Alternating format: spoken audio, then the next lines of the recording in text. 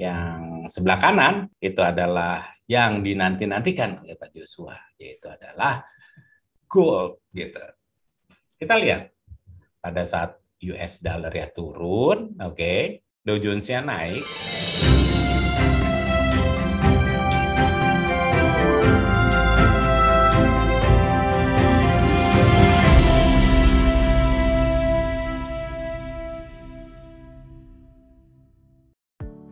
Imperium Strategi dan Reza Aswin tidak pernah mengumpulkan dana untuk kepentingan trading atau kepentingan investasi. Sehingga yang beredar di sosial media, di WhatsApp, di Telegram, yang mengatasnamakan Imperium Strategi dan Reza Aswin untuk kepentingan trading atau investasi itu adalah penipuan. Jangan pernah transfer. Baik, Bapak dan Ibu, kalau kita berbicara masalah trading, tentunya kita harus mengerti dulu masalah instrumen keuangan. Karena yang terpenting di sini adalah pada saat kita masuk ke dalam dunia keuangan atau instrumen keuangan, kita akan berhadapan dengan market atau money market. Kalau kita berhadapan dengan pasar uang, tentunya kita akan berhadapan dengan para pelaku pasar. Nah, sebenarnya kalau kita mau fair gitu ya, mau melihat dengan jelas, sebenarnya mereka ini menginginkan keuntungan atau sebenarnya mereka menghedging. Tahu ya menghedging ya? Apa ya, melocking lah ya. Yang sudah biasa trading dan biasanya habis itu udah biasanya kenal kata-kata hedging dan mulai muak dengan kata-kata locking kayaknya. Jadi supaya equity-nya tidak berkurang, supaya kekayaan mereka tidak turun. Apapun alasannya, biasanya mereka memindahkan dari instrumen satu ke instrumen lainnya. Kalau kita bicara masalah instrumen keuangan, pasti ada cash instrumen, derivatif, ada exchange instrumen. Tapi saya nggak mau menjelaskan ini, di sini ada, kalau kita lihat di bawah itu ada websitenya, nanti baca aja di situ apa yang termasuk cash, derivatif, atau forex. Oke, sebenarnya kalau kita itu trading, itu kita berbicara masalah risiko di depan. Jadi sebenarnya para pelaku pasar yang mempunyai uang besar, investor yang mempunyai uang besar, itu tidak pernah berbicara berapa profitnya, tetapi mereka berbicara masalah bagaimana mengendalikan risiko. Dengan uang yang sangat besar, itu kan hanya trader-trader alay aja, atau mentor-mentor alay yang mengatakan bahwa gue bisa profit nih satu bulan 40%, gue bisa profit nih 20% gitu setiap bulannya. Tapi mereka nggak pernah lihatin bahwa mereka MC berapa kali, hilang berapa kali. Kalau toh mereka menang terus, seharusnya mereka udah direkrut sama fund manager, asset management, baik nasional maupun internasional. Jadi kalau bercerita yang realnya, sebenarnya yang menarik adalah pada saat kita membandingkan dengan instrumen yang lainnya. Yang 1 tahun itu cuma bisa menghasilkan uang sekitar 3% setahun, 4% setahun, 6% setahun. Ya kalau kita punya uang sekitar 2 miliar, oke, itu 1 bulan ini paling cuma dapat 200 ribu rupiah. Ingat ya, 2 juta, 2 miliar aja dapatnya cuma segitu. Kecil banget kan kalau ditaruh di perbankan. Nah, jadi kalau pada saat kita mempunyai tradingan lalu 1 bulan itu dapatnya 2%, 3%, 4% setiap bulannya tapi konsisten, itu adalah yang terbaik. Jadi kalau misalnya keuntungannya kurang, equity-nya digedein, bukan volumenya digedein. Karena pada saat volumenya dibesarkan, tentunya resikonya dibesarkan juga, dan ini tentunya akan menimbulkan suatu resiko yang besar. Karena peluang itu berbanding lurus dengan resikonya. Nah, permasalahannya adalah setiap para pelaku pasar atau investor yang di luar sana, mereka selalu memindah-mindahkan dari instrumen yang tidak beresiko ke yang tidak beresiko. Tetapi pada saat sudah ekonomi dunia membaik, tentu mereka akan memindahkannya dari instrumen yang tidak beresiko menjadi instrumen yang beresiko. Perpindahan inilah yang sebenarnya dipilih oleh mereka, dan kita harusnya mengikuti mereka. Kita kan kadang-kadang melawan mereka. Kita kan kadang-kadang selalu mengatakan, oh ini udah terlalu tinggi, oh ini udah terlalu rendah gitu. Padahal bukan itu. Sebenarnya para pelaku pasar ini selalu melihat fundamental yang terjadi. Apakah itu berisiko? Pada saat berisiko tentunya uang mereka pasti akan menyusut. Nah, bagaimana supaya nggak menyusut? Mereka akan pindahkan ke instrumen yang tidak berisiko. Tapi pada saat sudah membaik semuanya, tentunya yang tidak berisiko ini kan mempunyai keuntungan yang kecil. Nah, mereka akan pindahkan lagi. Sehingga di sini terlihat mereka sebenarnya memilih mana yang menguntungkan atau yang mempunyai resiko yang paling kecil. Kalau kita kan justru kebalikan ya. Biasanya kita kepingin yang dapat yang besar, melihat pergerakan. Kenapa? Karena dari pertama kita join, masuk ke broker A, B, C, D, dengan diterangin sama marketingnya, konsultannya, diterangin sama mentornya, itu selalu ngomong yang profit di depan, nggak pernah ngomong resiko di depan. Ujung-ujungnya apa? Ujung-ujungnya pasti Anda mempunyai kerugian yang besar. Kalau para pelaku pasar ini selalu memindah-mindahkan instrumen asetnya atau uangnya itu ke instrumen-instrumen tertentu yang sedang diburu oleh pelaku pasar, sementara ada yang ngajarin itu stay di satu pair. Buat saya ini adalah suatu penipuan. Kenapa? Karena para pelaku pasar aja pindah-pindah. Dia stay di satu pair saja dan dia katakan dia sudah ahli di situ. Memang dia udah ahli. Harusnya kekayaannya sudah melebihi kekayaan Anda. Tapi buktinya enggak kan? Marketing Anda, konsultan Anda, mentor Anda enggak lebih kaya daripada Anda. Tandanya apa? Tandanya metode yang dipakai sama dia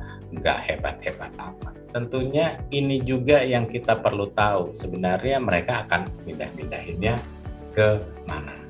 Tentunya mereka akan memindahkan itu dari suatu negara yang mempunyai resiko yang buruk, yang jelek, ekonomi yang jelek, dipindahkan ke negara dengan perekonomian yang bagus. Kalau kita melihat suatu negara itu mempunyai ekonomi yang buruk, ya kita jual aja dan kita beli suatu negara yang punya perekonomian bagus. Segampang itu, ya memang segampang itu. Cuman kan marketing Anda, konsultan Anda, mentor Anda bikin ribet gitu loh. Segala candle sudah diapalin. Buktinya hari ini pun candle semua dibantai kok gitu. Semua resisten Anda dijebol gitu, semua support Anda di break gitu, gambar-gambarnya mulai nggak beraturan dan mereka mengatakan, oh pasar sedang anomali. Yang anomali sebenarnya pikirannya dia. Harusnya pasar nggak anomali sebenarnya, karena dianya aja nggak mampu. Emang lu mampu, Riz? Yuk kita lihat ya. Saya juga bukan orang yang mampu sih sebenarnya. Cuman seneng aja gitu bahwa ada orang yang zaman tahun 2022 seperti ini masih pakai garis-garis gitu loh. Nggak pernah berpikir gitu bahwa bom meledak, harga emas naik gitu. Masa harga emas naik dulu baru bomnya meledak? Kan nggak masuk logika gitu. Dan mereka mengatakan bahwa fundamental itu nggak penting. Ya oke, sebelum dia trading masih ada di bangku kuliah atau mungkin di SMA, Pak Joshua itu udah trading gitu. Artinya apa? Nggak mungkin bos, orang yang baru kemarin tiba-tiba menjadi seorang dewa gitu. Sementara Pak Joshua sendiri itu Pak Joshua itu udah kenal Korek itu dari tahun 2000, sudah 22 tahun. Dan saya kenal beliau sampai hari ini tetap jadi orang Medan, bukan dewa, bukan. Nggak mungkin gitu. Karena kemarin dia ngelamar jadi vokalis Dewa 19 ditolak ya kan.